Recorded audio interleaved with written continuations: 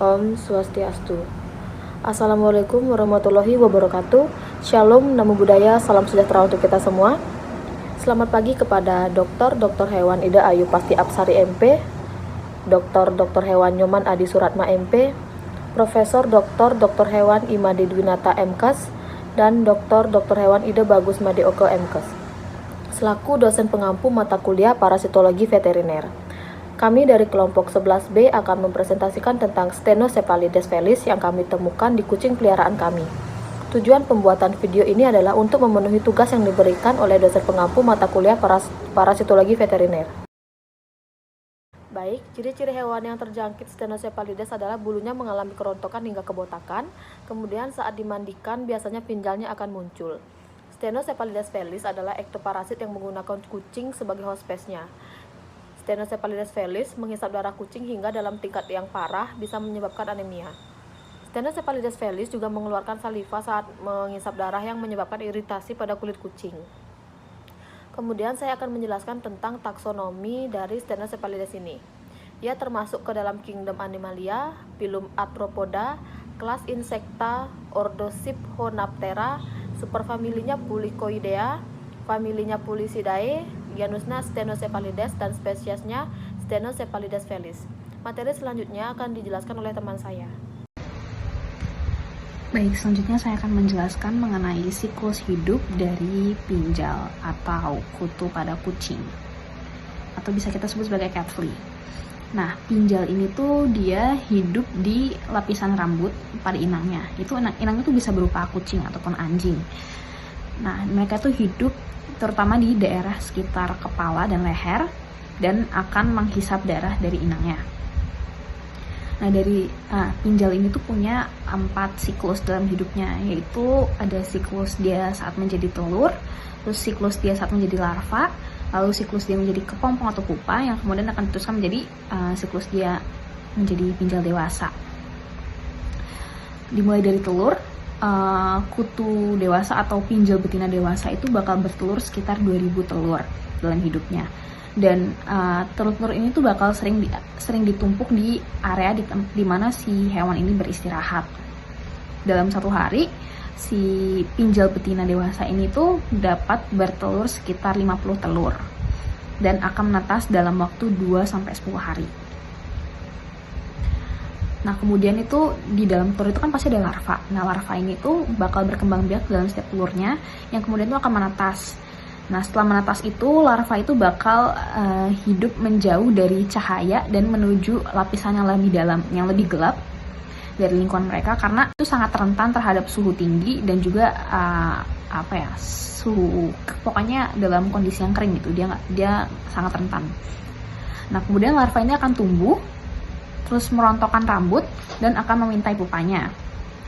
Nah, larva yang kemudian menjadi kepompong ini tuh bakal membentuk kepompong atau pupa yang dia tuh sifatnya tuh lengket, yang bakal melekat dengan cepat di bagian tiap-tiap helai dari rambut si inangnya atau rambut kucing.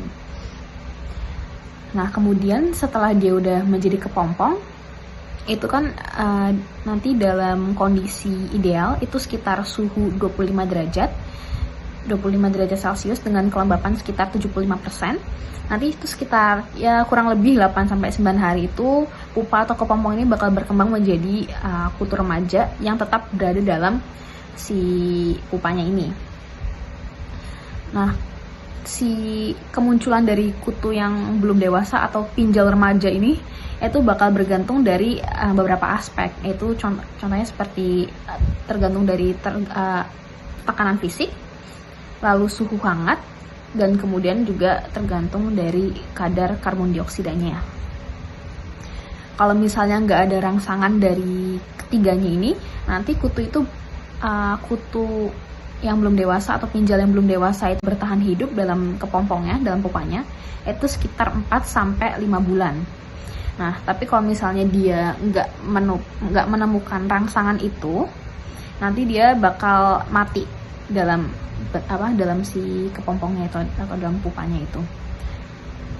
Nah, nanti kalau misalnya semisal dia udah menemukan faktor-faktor yang tadi itu, nah dia tuh bakal harus dengan cepat menemukan inang yang cocok dalam beberapa minggu, atau kalau misalnya dia nggak menemukannya juga, dia juga bakal bisa mati gitu. Jadi setelah nanti dia bisa menetas dan keluar dari pupanya itu, dia bisa jadi kemudian bakal tumbuh menjadi pinjal dewasa ya.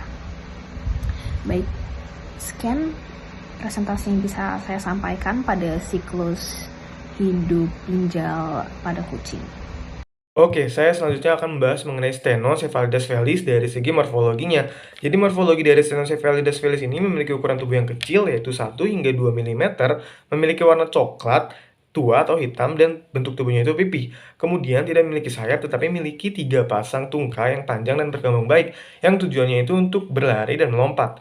Nah, tungkai maupun tubuh dari pinjal ini tertutup oleh rambut-rambut kasar atau rambut-rambut halus.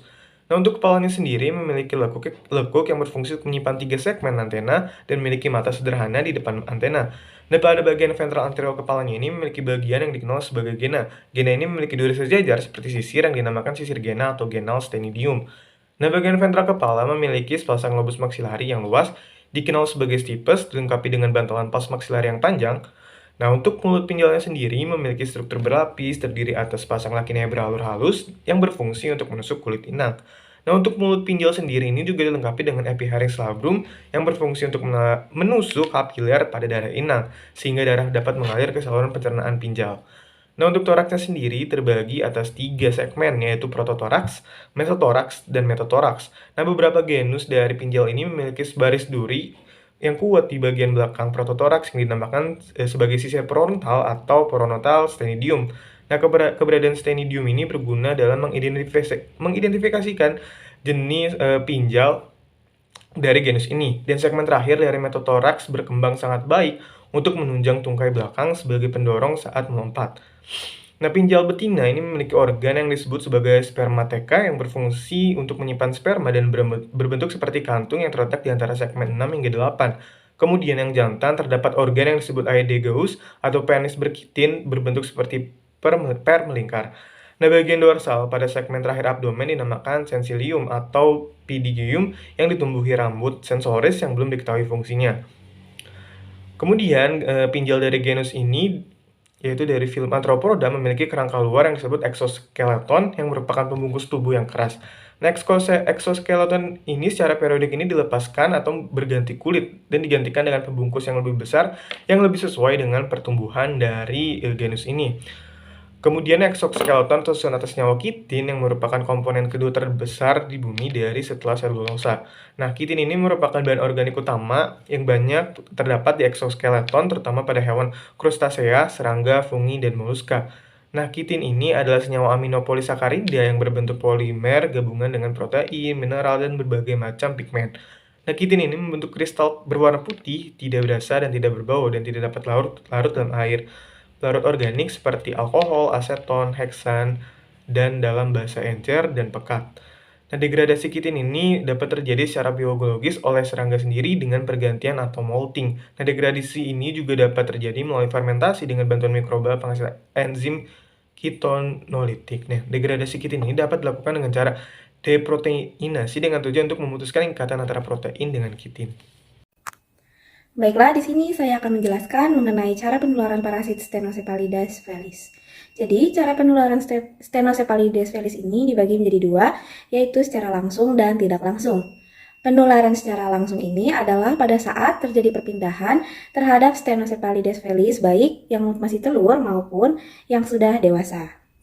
Penularan secara langsung ini akan menyebabkan reaksi gatal pada kulit atau kelainan kulit lainnya. Sedangkan penularan secara tidak langsung terjadi bisa melalui lingkungan atau pada saat Stenocephalides felis yang belum dewasa dirangsang untuk menetas dan berpindah ke vektornya. Penularan secara tidak langsung ini akan menyebabkan gangguan anemia pada inang yang ditumpanginya. Baiklah, selanjutnya saya akan menjelaskan tentang cara pencegahan maupun penularan dari parasit Stenocephalides felis ini. Untuk pencegahan parasit ini muncul dan berkembang biak, ada beberapa hal yang bisa kita lakukan. Di antaranya adalah dengan memelihara hewan di dalam ruangan, Kemudian, mencegah kontak fisik antara hewan yang sehat dengan hewan yang terjangkit. Kemudian yang terakhir adalah dengan mengamati perilaku hewan. Seperti yang sudah dijelaskan di awal tadi, apabila hewan sering menggaruk, maka perlu dicurigai bisa jadi hewan kita memiliki Stenocephalides felis di dalam bulunya. Kemudian, untuk pengobatan, ada beberapa hal yang bisa kita lakukan. Di antaranya adalah dengan pengobatan secara adulticides atau pengobatan yang membunuh parasit dewasa, kemudian juga bisa dengan sanitasi daerah kandang dan lingkungan hewan, kemudian dengan rutin membersihkan hewan, rutin melakukan penyemprotan insektisida pada lingkungan, kemudian rutin memberikan obat anti parasit. Baik, sekian penjelasan kelompok 11B tentang Stenocephalides felis. Kami pamit undur diri dan saya ucapkan Paramasanti. Om Santi Santi Santi Om.